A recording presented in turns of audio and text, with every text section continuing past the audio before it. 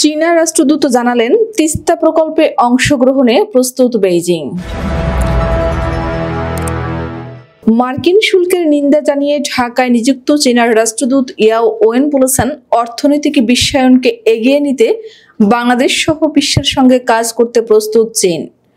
মোংলা বন্দর প্রকল্প এবং চট্টগ্রামে চীনা অর্থনৈতিক অঞ্চল নির্মাণ ত্বরান্বিত করতে চায় দেশটি। এর পাশাপাশি তিস্তা প্রকল্পে অংশগ্রহণ করতেও প্রস্তুত বেইজিং।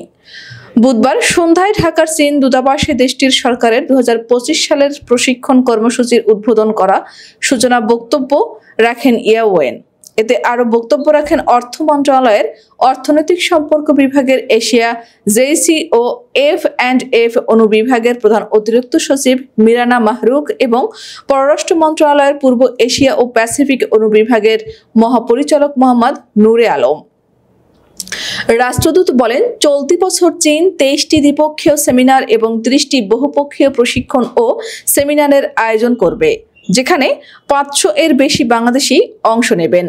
এতে স্মার্ট গভর্নেন্স ও তথ্য প্রযুক্তি, নতুন জ্বালানি, অর্থ, পরিবহন, কৃষি, পর্যটন এবং শিক্ষার মতো ক্ষেত্রগুলো অন্তর্ভুক্ত থাকবে। আমরা নিশ্চিত প্রশিক্ষণ কর্মসূচি দেশের জাতীয় উন্নয়নে এবং দুই দেশের সহযোগিতার টেকসই অগ্রগতিতে অবদান রাখবে। তিনি বলেন, অর্থনৈতিক ও বাণিজ্য সহযোগিতা এবং জনগণের সঙ্গে জনগণের যোগাযোগ আমাদের সম্পর্কের ভিত্তিপ্রস্তর হিসেবে কাজ করে। গত মাসে প্রধান উপদেষ্টা doctor Mohammad Yunus Boao forum for Asia বার্ষিক সম্মেলন 2025-এ যোগ দিয়েছিলেন, বেইজিং সফর করেছিলেন।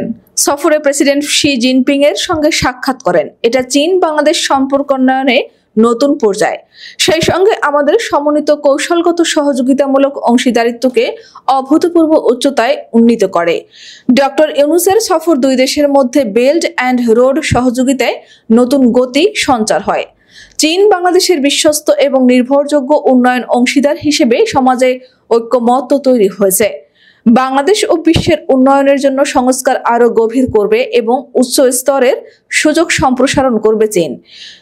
ইয়াওয়েন বলেন, মোংলা বন্দর প্রকল্প এবং চট্টগ্রামে চীনা অর্থনৈতিক অঞ্চল নির্মাণ ত্বরান্বিত করবে চীন। সেই সঙ্গে তিস্তা প্রকল্পে অংশগ্রহণ করতে প্রস্তুত।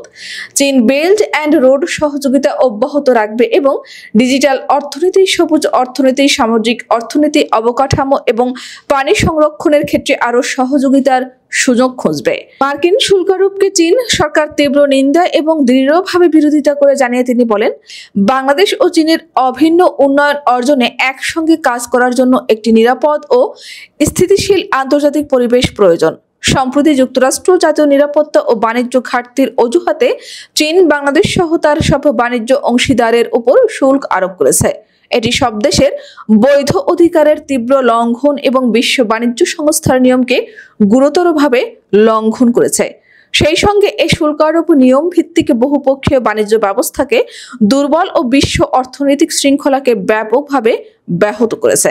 রাষ্ট্রদূত বলেন, ইতিহাস বারবার প্রমাণ করেছে যে বাণিজ্য বা শুল্ক যুদ্ধে কেউ বিজয়ী হয় না।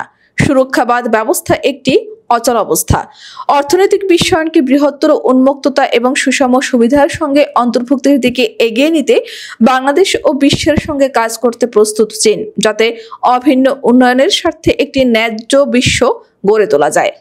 এর আগে গত 28 মার্চ বেইজিং সফর করেন প্রধান উপদেষ্টা ডক্টর মোহাম্মদ ইউনুস। তখন তিনি তিস্তার নদীর সমন্বিত ব্যবস্থাপনা ও পুনরুদ্ধার প্রকল্পে অংশ নিতে চীনকে আমন্ত্রণ জানান।